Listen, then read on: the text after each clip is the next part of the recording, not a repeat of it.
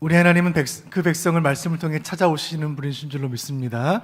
오늘 말씀 중에 복음의 비밀과 말씀의 신비를 깨닫는 행복한 시간 되시기를 주님의 이름으로 축원드립니다.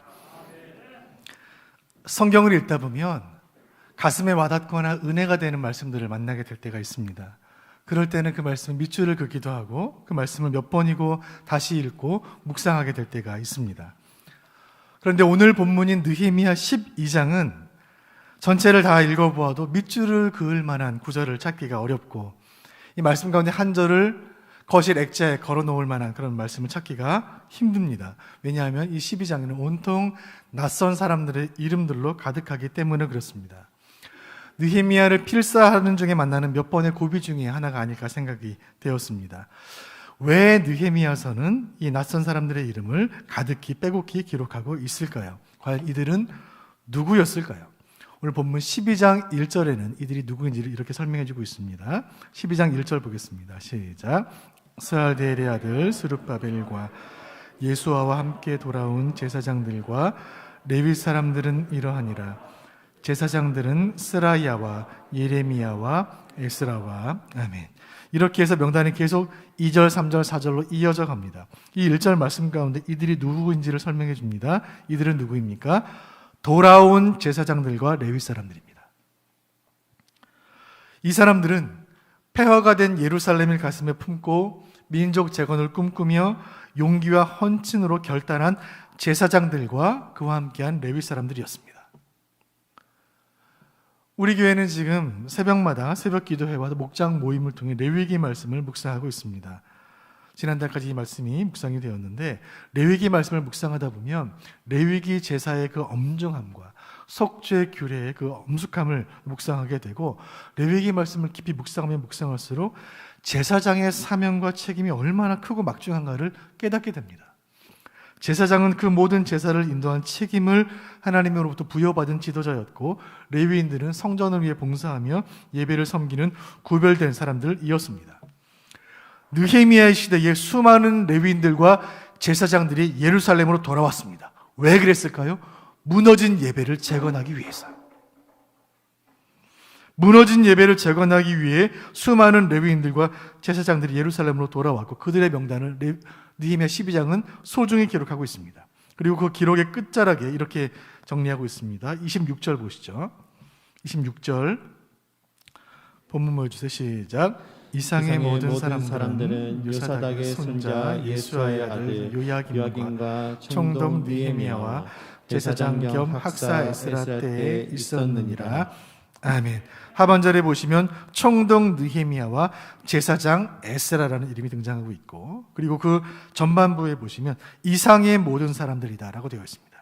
이상의 모든 사람들이란 느헤미야 12장 1절부터 25절까지 기록된 예루살렘으로 향했던 제사장들과 레위인들의 이름을 말합니다. 무너진 예배를 재건하기 위해 역전의 용사들이 다시 뭉친 것입니다. 신앙생활 하다 보면 과거를 추억하며 자랑하는 분들을 만날 때가 있습니다. 나 때는 말이야 정말 교회 봉사 열심히 했었어. 우리 젊을 때는 온종일 교회에서 살았었어. 우리 어릴 때 전도 많이 했었어. 나도 젊을 때 교회 열심히 나갔었어. 나도 중고등학교 시절에 미션스쿨 다니면서 예배 꼬박꼬박 드렸었어. 과거의 예루살렘이 얼마나 대단했었는지, 과거의 성전이 얼마나 영광스러웠는지 제사장들도 잘 알고 있었습니다. 하지만 이 제사장들은 과거의 영광에만 머물러 있어서는 안 된다는 사실도 알고 있었습니다. 전통은 귀한 것이지만 전통에 묶여 있다가는 앞으로 나갈 수 없다는 것도 그들은 알고 있었습니다. 어떻게 하면 과거의 그 영광이 다시 올 수 있는지, 어떻게 하면 신앙의 전성기를 다시 맞이할 수 있는지 이 제사장들과 레위인들은 잘 알고 있었습니다. 느헤미야의 헌신으로 예루살렘의 성벽이 재건되었고 에스라의 말씀 사역으로 영적인 재건이 시작되었습니다. 이제 이 토대 위에 불꽃이 점화되어야 했습니다. 무너진 조국이 다시 일어서고 회복을 넘어 부흥으로 가기 위해 지금 이 순간 필요한 것은 예배의 재건이었어요. 제사장들이 대거 예루살렘으로 돌아오자 예루살렘은 잃었던 활기를 되찾게 됩니다. 마치 식었던 심장이 다시 고동치는 것처럼, 심장에서 뿜어져 나온 뜨거운 피가 온몸을 순환하며 몸을 덮이는 것처럼 예루살렘에서 시작된 예배를 향한 열정은 온 나라를 새롭게 했습니다. 다윗이 그 성을 예루살렘의 수도로 정한 이후로 그 성의 이름은 다윗성이라고도 불렸고 시온성이라고 불렸던 그 예루살렘 성, 지구상에서 가장 오래된 도시이며 하늘 아래 가장 높은 곳에 위치한 그 예루살렘에서 역사의 길이 남을 예배가 시작이 됩니다.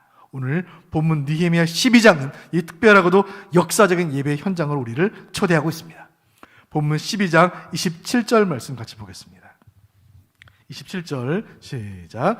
예루살렘 성벽을 봉헌하게 되니 각처에서 레위 사람들을 찾아 예루살렘으로 데려다가 감사하며 노래하며 재금을 치며 비파와 수금을 타며 즐거이 본행식을 행하려 하매. 아멘. 예루살렘 성벽 완공의 기쁨과 예루살렘 재건의 감사를 담은 그 예배가 시작되려는 순간이었습니다. 각처에서 모인 그 제사장들의 인도와 또 레위인들의 수고와 헌신 가운데 예루살렘 성벽 봉헌 예배가 시작이 됩니다. 재금과 비파와 수금과 이 고대 오케스트라 연주와 함께 예배가 시작이 되었습니다. 악기를 잡은 자들은 기쁨으로 연주했고 노래하는 자들은 온 마음 다해 소리 높이 하나님을 찬양했습니다. 온 예루살렘 성이 찬양 소리로 가득 넘쳤습니다. 그 모습을 본문 28절, 29절이 이렇게 증거하고 있습니다. 28절, 29절 같이 봅니다. 시작. 이에 노래하는 사람들이 예루살렘 사방들과 느도바 사람의 마을에서 모여들고 또 벳길갈과 게발과 아스마웻 들에서 모여들었으니 이 노래하는 자들은 자기들을 위하여 예루살렘 사방의 마을들을 이루었음이라. 아멘. 말씀 가운데 노래하는 자들이 사방에서 모여들었다 말씀합니다. 예배를 사모하는 사람들, 하나님 찬양을 원하는 사람들이 사방에서 예루살렘으로 모여들었습니다. 수많은 사람들이 모여 하나님을 예배하기 시작합니다. 이런 큰 집회는 대체 얼마만인가? 이렇게 수많은 사람들이 모여 예배하는 건 얼마만인가? 제사장과 레위인들은 가슴이 울컥했습니다. 그동안 우리가 예배의 부흥을 꿈꾸며 예배의 재건을 꿈꾸며 무너진 예배를 일으키기 위해 했던 우리의 수고와 헌신이 헛되지 않았구나. 전 세계가 예루살렘을 주목하고 있었기 때문에 그 예루살렘 성벽에서 진행된 그 예배를 온 세계가 주목하고 있었습니다. 이 예배는 전 세계로 생중계된 한 편의 드라마와도 같았고 예루살렘 성 전체를 배경으로 하는 영광스러운 예배의 현장이었습니다. 오늘 이 느헤미야 12장 예루살렘 성벽 봉헌 예배, 이 예배를 통하여, 이 말씀을 통하여 우리는 주님의 음성을 듣습니다. 2022년 4월 첫 주일, 사순절이 지나고 있고 종려주일과 고난주간과 부활주일로 이어지는 기독교 절기의 골든타임을 앞두고 코로나 3년차 우리의 무너진 예배를 재건하기 위해 우리가 무엇을 해야 하는지 주님 세 가지로 말씀하십니다. 우리의 예배가 진짜 예배가 되기 위해 우리는 무엇을 할 것인가? 그 세 가지 교훈 가운데 첫 번째, 그것은 감사로 예배하라는 것입니다. 같이 읽어보겠습니다. 시작. 감사로 예배하라. 예루살렘에서 너무나 영광스러운 예배가 다시 시작이 된 곳입니다. 예루살렘이라는 도시의 이름은 살렘, 샬롬, 평강이라는 평강의 도시라는 말이에요. 예루살렘, 평강의 도시. 그런데 그 이름의 뜻이 무색할 만큼 예루살렘은 혹독한 시련과 수치를 겪어야만 했습니다. 바벨론과의 전쟁에서 패했고, 그래서 성전이 불탔고 성벽은 다 무너져서 폐허로 버려졌던 그 예루살렘, 평강의 도시가 아니라 잃어버린 평강이요, 잃어버린 영광을 상징하는 무너진 바벨탑과 똑같았습니다. 이제 성벽이 재건된 지금, 이제서야 예루살렘은 거룩한 성 예루살렘으로서의 위상을 회복할 수가 있었습니다. 쉬운 일이 아니었습니다. 산적한 문제들이 있었고 사방을 둘러싼 어려움들이 있었지만 그럼에도 불구하고 불가능해 보였던 성벽 재건을 완수해낸 것입니다. 희박한 가능성을 뚫고 대적들은 절대 이루지 못하리라 장담했던 그 일을 이루어낸 것입니다. 그 예배를 드리는 그 순간 백성들이 얼마나 감사했을까요? 이 얼마나 감사한 일인가? 이 얼마나 놀라운 예배인가? 우리 31절 상반절 말씀 보겠습니다. 시작. 이에 내가 유다의 방백들을 성벽 위에 오르게 하고 또 감사 찬송하는 자의 큰 무리를 둘로 나누어 성벽 위로 대오를 지어가게 하였는데. 아멘. 여기에서 내가, 나는 느헤미야입니다. 예레미야 예배를 드리던 이 느헤미야는 가슴이 벅차올랐어요. 자리에 앉아 있을 수가 없었습니다. 여러분, 다 같이 성벽으로 올라갑시다. 온 백성들은 느헤미야를 따라 성벽 위로 올라갔습니다. 불과 2달 전만 해도 무너진 돌더미와 같았던 그 성벽 위에 그들은 다 올라갔습니다. 견고하게 성벽은 재건되었고 지금 그 성벽 위를 온 백성들이 걷고 있는 것입니다. 그 백성들은 그 시간이 꿈같이 믿겨지지 않았을 거예요.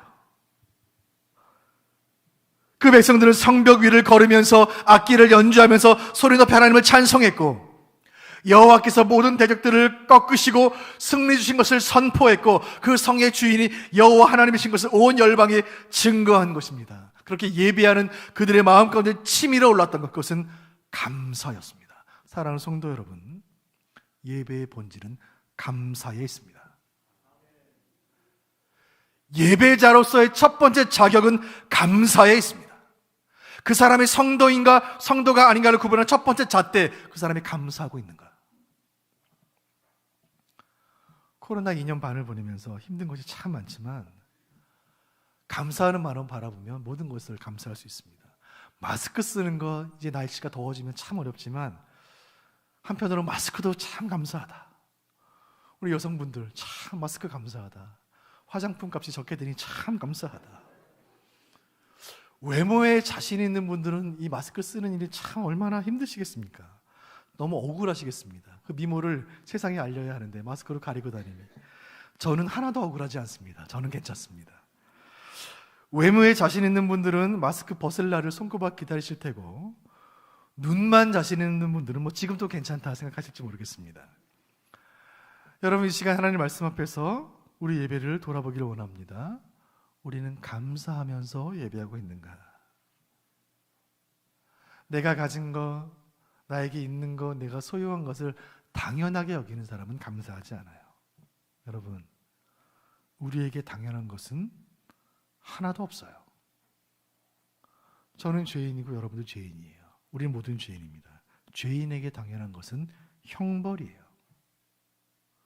죄인에게 당연한 것은 고통이요, 수치요, 저주요, 사망이에요. 우리 주님께 당연한 것은 영광이요, 권세요, 찬송이요, 존귀예요. 그런데 우리 주님이 수치와 고통을 당하시고 죄인된 우리에게는 구원과 영생을 주시니 이것이 은혜요, 이것이 감사의 제목이 아닙니까? 사랑하는 성도 여러분, 지금 예배하는 중에 감사로 예배하고 계십니까? 예배할 자격이 없는 우리에게 예배할 수 있는 자격을 주시니 감사하고, 예배할 수 있는 교회를 주시니 감사하고, 함께 예배할 수 있는 공동체를 주시니 감사할 이유가 충분하지 않으십니까? 우리에게 주신 것을 당연히 여기지 않고 주님께 받은 것 망각하지 않으며 우리의 심령이 감사로 충만할 때, 감사로 예배할 때 주님께서 우리 예배를 기쁘게 받으신 줄로 믿으시기를 바랍니다. 두 번째, 예배를 재건하기 위해 우리는 무엇을 할 것인가? 두 번째는 함께 예배하라. 주님 말씀하십니다. 같이 읽어보겠습니다. 시작. 함께 예배하라. 31절 하반절 말씀 보세요. 본문 보겠습니다. 시작. 큰 무리를 둘로 나누어 성벽 위로 대오를 지어 가게 하였는데 한 무리는 오른쪽으로 분문을 향하여 가게 하니. 아멘. 여러분, 이 장면을 상상을 해보세요. 성벽 위에서 예배를 드리는데 큰 백성들의 무리를 둘로 나누어서 성벽으로 각각 다른 방향으로 걸어가게 한 거예요. 느헤미야와 에스라가 이 예배를 지도하고 있는데 이 두 명의 지도자는 예배하기 위해 모인 백성의 무리를 둘로 나누어 서로 반대 방향으로 성벽을 따라 걸어가게 한 것입니다. 한 무리는 느헤미야가 앞장을 섰고 한 무리는 에스라가 앞장을 섰습니다. 우리 40절 보세요. 40절 시작. 이에 감사 찬송하는 두 무리가 하나님의 전에 섰고 또 나와 민장의 절반도 함께 하였고. 아멘. 두 지도자가 이끄는 백성의 무리가 그 한 장소에 출발하여 각각 둘로 나뉘어 성벽을 걸어서 다시 성전에서 만나도록 한 것입니다. 제가 이 말씀을 준비하면서 성벽을 걷는 느낌이 어떤 것인지 궁금해서 제 아내와 함께 목요일 저녁에 성벽 위를 좀 걸었습니다. 너무 감사한 것은 수원에는 성벽이 많이 있어서 얼마나 감사한지, 차 타고 10분만 가니까 성벽을 만날 수가 있었습니다. 창녕문이라는 문에서 제가 성벽 위를 걸어서 한 30분 정도 성벽 위를 걸었습니다. 저녁 시간이었는데 조명이 너무나 예쁘고 하늘에 보름달이 떴구나. 근데 보름달이 뜰 계절이 아닌 것 같아 보니까 관광용 기구가 높이 올랐는데 보름달처럼 보여서 너무나 아름다운 모습을 연출하고 있었습니다. 그 성벽 위를 걸으면서 성벽을 지었던 사람들의 그 마음들이 전해지는 것 같았습니다. 이 느헤미야 설교를 들으면서 여러분 목장 모임 장소로 성벽 위 추천드립니다. 목자분들 한번 참고하시길 바라겠습니다. 성벽 위에 서 보니까 성벽을 지었던 사람들의 마음이 느껴지는 거예요. 두 무리로 나뉘어져서 성벽을 걸었던 그 백성들, 성벽을 걸으면서 무슨 생각을 했을까요? 성벽 건축을 처음 시작하였을 때 각각 자기 집 앞에 무너진 성벽을 건축하면서 받은 은사대로 받은 사명대로 함께 동역하며 그들은 여기까지 온 거예요. 그리고 성벽이 완공되어 지금 그 성벽 위를 걷고 있는 것입니다. 성벽으로 올라간 이들은 앞서간 사람들의 발자국을 따라 걸으면서 또 뒤를 따라오는 사람들을 앞서 걸으면서 많은 생각들을 했습니다. 그동안 어려운 시간들을 함께 걸어온 그들의 인생길이 생각났을 것이고 이제 함께 걸어갈 앞으로의 길들도 생각이 났을 것입니다. 그 걸음은 한 걸음 한 걸음 그대로 그 민족의 역사가 되고 간증이 되고 미래가 될 것이기 때문에 그 한 걸음 한 걸음이 얼마나 소중했을까요? 흔히들 성도의 삶을 좁은 길이라고 말해요. 예수 믿는 이 길은 넓은 길이 아니에요. 예수를 따르는 제자의 삶을 십자가의 길이라고 말해요. 영광의 길이라고 말하지 않아요. 이 길은 어려운 길이지만 좁은 길이지만 이 길을 함께 가는 신앙의 동역자들이 있기에 우리는 이 길을 걸을 수가 있는 줄로 믿습니다. 함께 가니까 갈 수 있는 거예요. 코로나의 시간들 너무나 어려운 시간들이지만 함께 기도로 예배로 이겨내는 신앙 공동체가 있기 때문에 우리는 함께 이겨내길 줄로 믿으시기를 바랍니다. 무너진 예배를 재건하기 위한 두 번째 교훈이 여기에 있습니다. 우리는 함께 예배해야 합니다. 교회를 향한 예배를 향한 너무나 소중한 교훈을 담고 있는 신약성경 에베소서 4장 3절에 이런 말씀이 있습니다. 제가 읽어드립니다. 평안에 매는 줄로 성령이 하나 되게 하신 것을 힘써 지켜라. 이 말씀은 에베소 교회를 향해 주신 하나님 말씀이에요. 교회를 향해 주신 말씀이에요. 성령께서 교회를 하나 되게 하셨는데 너희는 이것을 힘써 지키라고 말씀합니다. 왜 이 말씀 주셨을까요? 힘써 지키지 않으면 하나됨이 깨지기 때문에 그래요.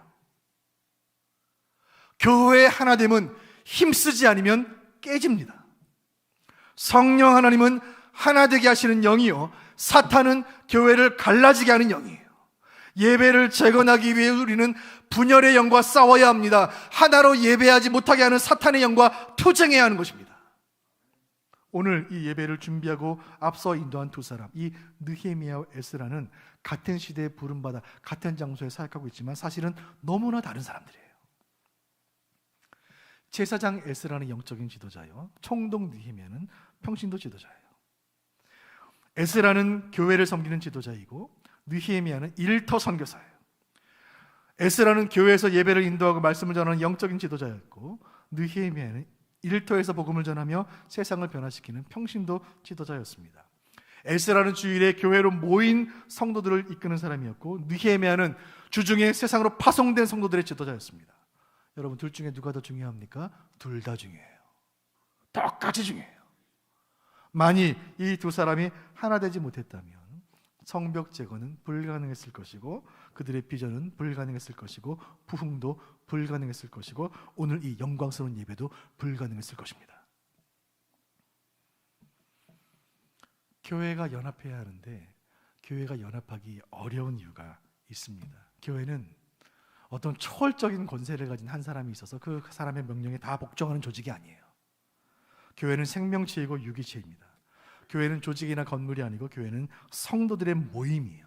때문에 모인 성도의 숫자만큼 다양한 생각들이 있는 거예요. 그래서 교회가 하나 되기 어려운 것이고, 그래서 교회가 하나 되었을 때 너무나 가치 있고 은혜스러운 거예요. 신약 에베소서는 교회가 하나 되어야 하는 이유에 대해 우리에게 이렇게 교훈해 주고 있습니다. 에베소서 4장 4절, 5절, 6절 하나님의 음성입니다. 또박또박 읽어보겠습니다. 시작. 몸이 하나요 성령도 한 분이시니 이와 같이 너희가 부르심의 한 소망 안에서 부르심을 받았느니라. 주도 한 분이시요 믿음도 하나요 세례도 하나요 하나님도 한 분이시니 곧 만유의 아버지시라. 만유 위에 계시고 만유를 통일하시고 만유 가운데에 계시도다. 아멘. 여러분, 교회는 왜 하나 되어야 합니까?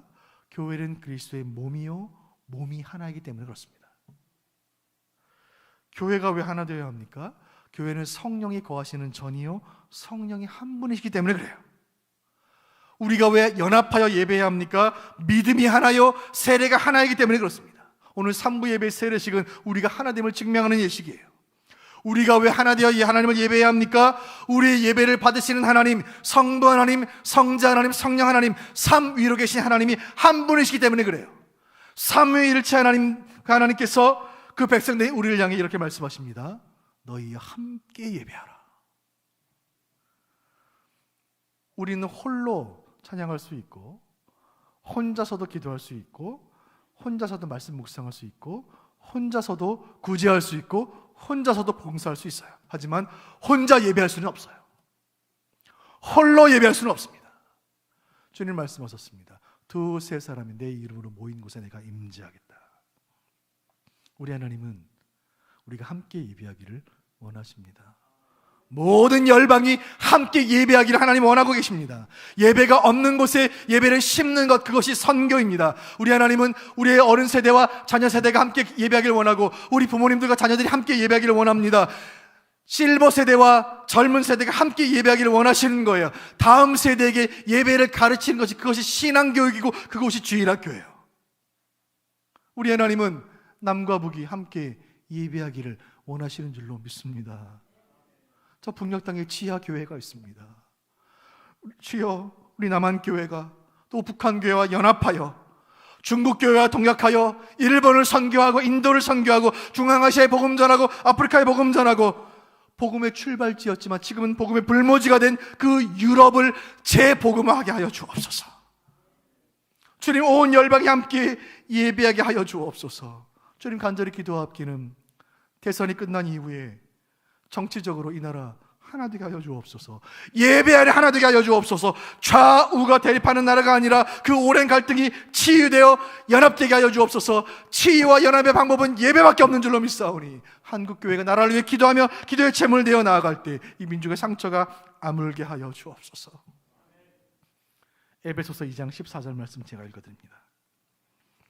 그는 우리의 화평이신지라 둘로 하나를 만드사 원수된 것 곧 중간에 막힌 담을 자기 육체로 허시고. 아멘. 교회의 머리 되신 그리스도는 사람과 사람 사이에, 나라와 나라 사이에 그 막힌 담을 허시고 둘을 하나로 만드시기 위해 자신의 육체를 찢으셨습니다.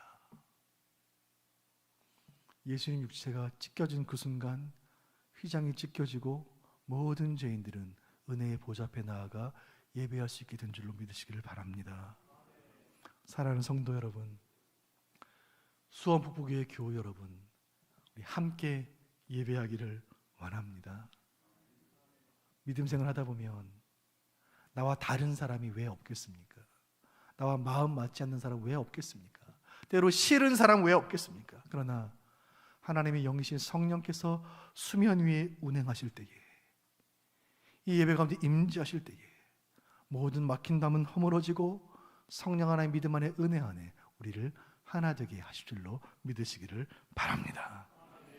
이 말씀 듣는 성도님들 가운데 그동안 여러 가지 이유로 예배를 멈추고 계셨던 분들이 계시다면 이제 이 말씀 듣고 함께 예배하는 자리로 나오시기를 주님의 이름으로 축원드립니다.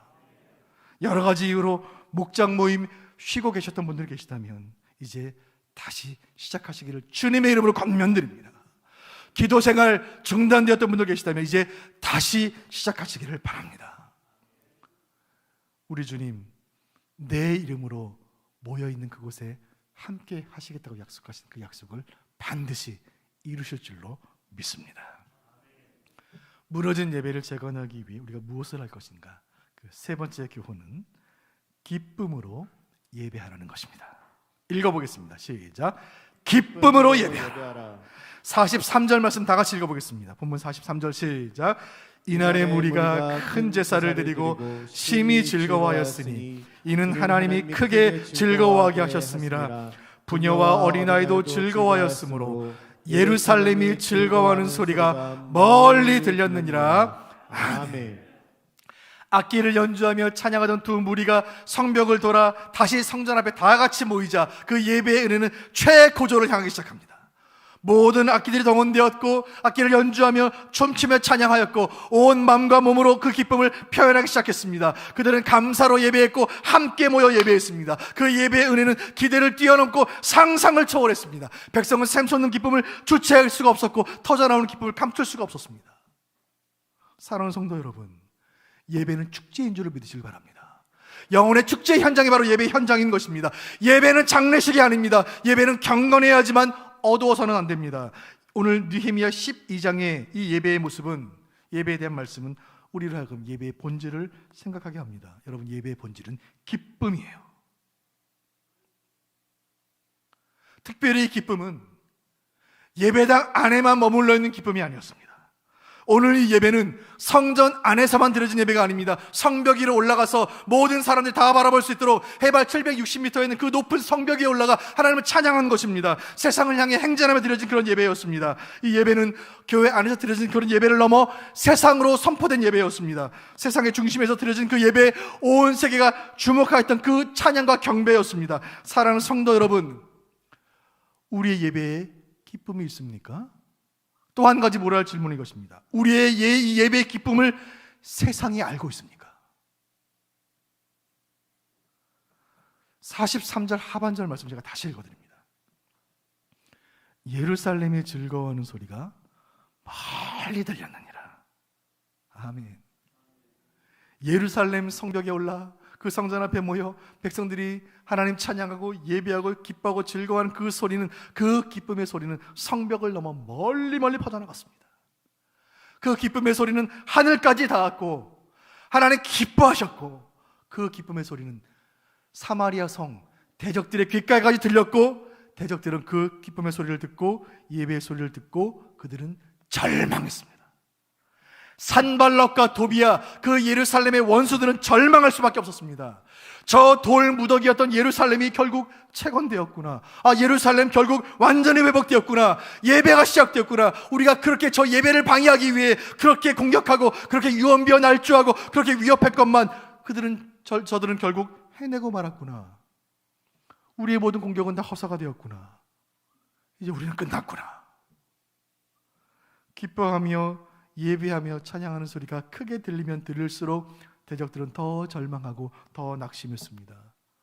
간절히 바라는 것은 이 말씀 듣는 여러분들은 사탄을 낙심케 하는 여러분들 되시기를 주님의 이름으로 축원드립니다. 우리 교회 성도들 모여 예배드리는 그 소리, 그 기쁨의 소리, 찬양 소리 듣고 사탄이 낙심하게 되는 은혜를 간절히 소원합니다.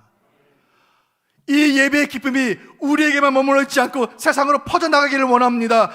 저 북부교회 성도들 끝까지 기도하더니 결국 기도의 응답을 받았구나. 저 예수 믿는 사람들 고난을 결국 이겨내는구나. 병이 와도 하나님 찬양하고 고난이 와도 저들은 기뻐하는구나.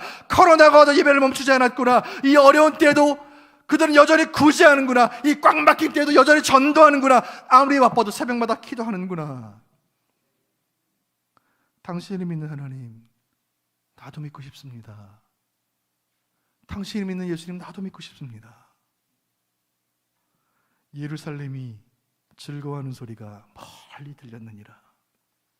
이 말씀 그대로 우리의 찬송 소리가 멀리 퍼져나가 우리 예배를 바라보시며 우리 주님 큰 영광 받으시고 우리 예배 때문에 사탄 마귀는 낙심하는 은혜 주기를 간절히 소원합니다. 영광스러운 예배 현장을 말씀을 통해 대하면서 느헤미야 이 말씀이 처음에 어떻게 시작되었는지를 생각해 볼 때 참으로 큰 감사와 영광이 아닐 수가 없습니다. 느헤미야 2장 말씀 여러분 기억하십니까? 2장 17절 말씀 제가 다시 읽어드리겠습니다. 자, 예루살렘 성을 건축하여 다시 수치를 당하지 말자. 느헤미야가 처음 시작되었을 때 그 무너진 성벽 때문에 하나님께서 수치를 받으시는, 교회가 수치를 당하는 그 모습으로 느헤미야는 시작이 되었지만 수치에서 시작된 이 느헤미야서는 영광으로 끝나고 있습니다. 이 말씀 묵상한 우리 인생도 그렇게 쓰임받기를 간절히 원합니다. 하나님이 수치를 받으시는 것을 보고도 잠자코 있다면 그 사람을 성도라 말할 수 있겠습니까? 무너진 이 시대를 바라보면서 침묵한다면 그 공동체를 교회라고 말할 수 있겠습니까? 오늘 느헤미야 12장 예루살렘 성벽 위에서 드려진 그 예배를 통하여 수치는 떠나가고 영광이 임한 줄로 믿으시길 바랍니다. 어둠은 물러가고 광명이 임한 줄로 믿습니다. 사망은 떠나가고 생명이 임한 것입니다. 무덤 문이 열려지고 부활이 임한 줄로 믿으시길 바랍니다. 오늘 예배를 통하여 우리 인생의 수치는 떠나가고 하나님의 영광이 나타나게 하여 주옵소서. 이 예배를 통하여 우리 영적인 슬럼프는 끝나고 신앙의 전성기가 시작되게 하여 주옵소서. 예배에 대한 많은 가르침을 우리에게 주었던 A.W. 터저라는 분은 이런 귀한 말씀을 우리에게 전해줍니다. 제가 그의 글을 하나 읽어드리겠습니다. 우리는 예배하는 존재로 지음받았기 때문에 하나님께 예배하지 않으면 다른 신들을 예배하게 된다. 깊이 묵상할 말씀이에요. 모든 사람들은 무언가를 예배하려는 그런 마음들을 가지고 태어납니다. 나는 종교가 없습니다, 나는 하나님 안 믿습니다라고 말하는 사람도 무신론이라는 그 종교를 믿는 거예요. 그것은 믿음이에요. 증명할 수 없는 거예요. 무언가를 믿는 거예요. 하나님을 예배하지 않으면 틀림없이 다른 것을 예배하게 되어 있습니다. 오늘 이 주일 아침 우리는 하나님 예배하고 있지만 지금도 수많은 사람들이 자신의 돈을 예배하고 자신의 건강을 예배하고 자신의 성공을 예배합니다. 예배하는 자리에 가 있는 거예요. 그리고 지금도 지구촌 어느 곳에서는 한 번의 예배를 위해 생명을 걸어야 하는 사람들이 있습니다. 저와 여러분은 종교의 자유가 보장된 나라에 태어나 선교 140년의 역사를 가진 한국교회 성도가 되어 지금도 집에서든 들에서든 핸드폰만 켜면 예배 실황에 접속할 수 있는 시대에 살고 있습니다. 오늘 우리는 이 말씀 앞에서 진지하게 물어야 합니다. 우리는 예배에 생명을 걸고 있는가? 우리는 예배에 생명을 걸고 있는가? 여러분, 우리가 왜 예배에 생명을 걸어야 합니까? 우리 예수님이 예배에 생명을 거셨기 때문입니다. 우리 예수님께서 예배할 자격이 없는 저와 여러분에게 예배할 자격을 주시기 위해 그 생명을 버리셨습니다. 교회력으로 사순절 기간을 지나고 있고 이제 고난주간을 지나고 부활절을 맞이하는 기독교 절기의 클라이막스로 가는 시간들을 우리가 함께 지나가고 있습니다. 이 시간 지나는 동안 간절히 바라는 것은 우리의 무너진 예배가 재건되어 2022년 부활주일 아침에는 내 인생 최고의 예배로 주님께 영광 돌려드리는 여러분 되시기를 주님의 이름으로 축원드립니다. 오늘 예배를 위하여 정말 예배를 재건하기 위해 기도로 준비하며 헌신한 제사장 에스라, 청동 느헤미야, 함께 예배를 섬긴 제사장들, 또 레위인들, 함께 예배에 참여했던 예루살렘의 그 백성들, 예배에 목숨 건 사람들의 그 존귀한 이름들을 하나님께서 느헤미야 12장에 소중하게 기록하게 하셨고 영원히 기억되게 하신 줄로 믿습니다. 오늘도 예배를 섬기는 신실한 종들, 신실하게 예배 자리를 지키는 여러분 한 분 한 분의 이름을 우리 하나님께서 생명책에 기록해 주시고 해와 같이 영원토록 빛나게 하실 줄로 믿으시기를 바랍니다. 지금